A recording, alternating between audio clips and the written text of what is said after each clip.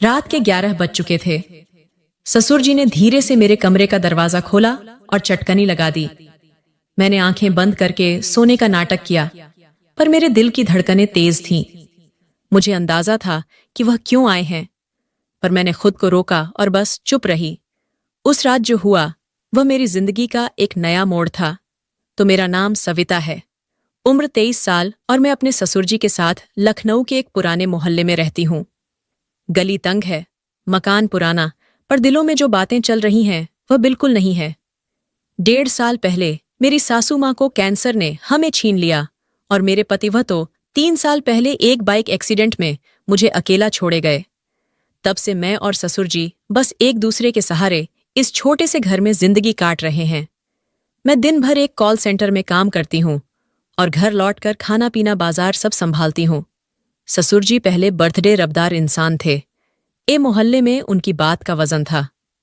हर शाम चौपाल पर दोस्तों के साथ हंसी हाँक पुराने किस्से और उनकी आवाज से गली गूंजती थी।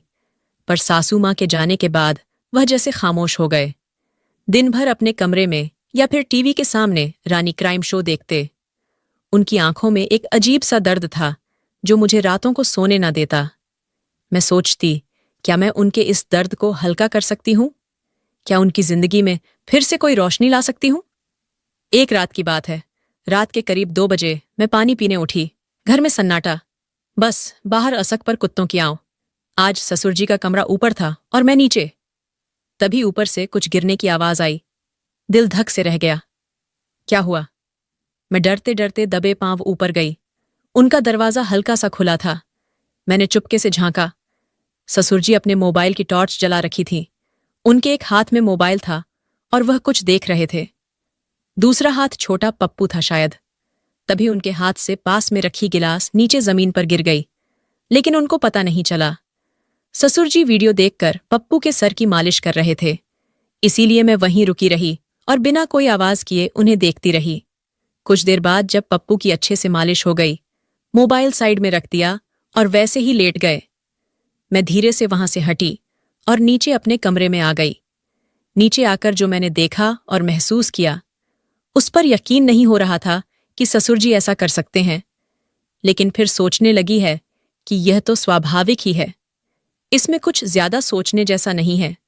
दिल में जैसे कोई तार छिद्दा गया। सर ऊर्जी अकेलेपन से लाड़ रहे थे, पर अपने दर्द को छुपा रहे थे।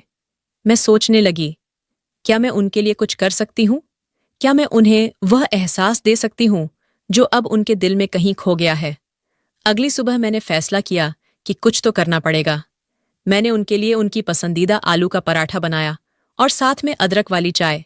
जब मैंने उनके सामने रखा था, ओह, वह चौंक गए। सविता, इतनी सुबह सुबह यह सब? मैंने हंसकर कहा। ससुर जी, आपकी ओ पुरानी वाली हंसी लाने के लिए तो ये छोटा सा पराठा कुछ भी नहीं। वह हल्का सा मुस्कुराए और मेरे दिल को जैसे सुकून मिल गया। उस दिन के बाद मैंने उनके साथ वक्त बिताना शुरू किया। कभी उनके पुराने दोस्तों को घर बुलाया, कभी शाम को उनके साथ गली में टहलने निकली। एक दिन जब मैं रात को खाना बना रही थी, उन्होंने ने अचानक कहा, सविता, तू मेरे लिए बेटी जैसी है, पर तेरा दिल क्या कहता है? तू भी तो अकेली है ना? मैं रुक गई। उनकी बात मेरे दिल को छू गई। मैंने हल्के से कहा, ससुर जी, अकेलापन तो हम दोनों का है। शायद हम एक दूसरे के लिए वह कमी पूरी कर सकते हैं। एक शाम मैं कॉल सेंटर से लौटी तो ससुर जी आंगन में कुर्सी डालकर बैठे थे।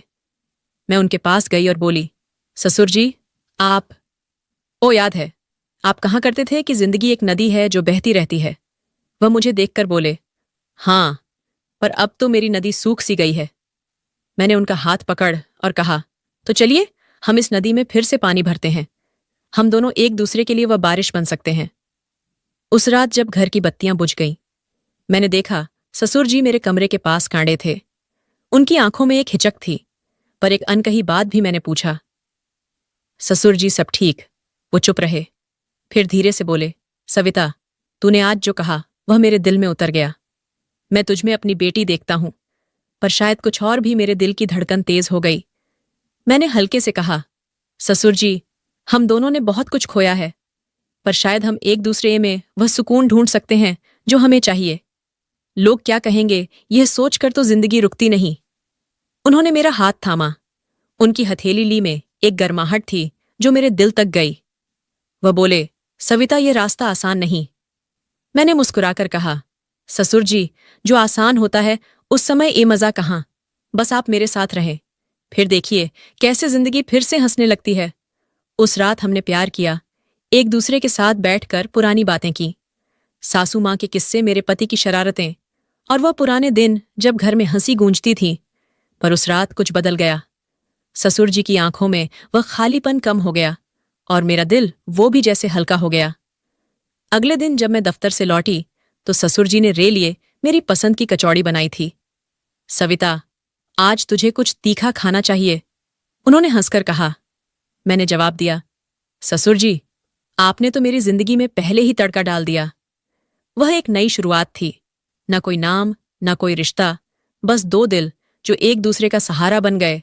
बाहर की दुनिया वहीं थी, लोग, उनकी बातें, उनका शोर, पर हमारे घर में एक नई सुबह थी जहां रिश्ते नहीं, बस एहसास। तो दोस्तों, अगर मेरी कहानी ने तुम्हारे दिल में कुछ हलचल मचाई हो तो चुपके से मत बैठो, एक जकास लाइक ठोक दो, सब्सक्राइब करो जैसे मेरे दिल को छू रहे।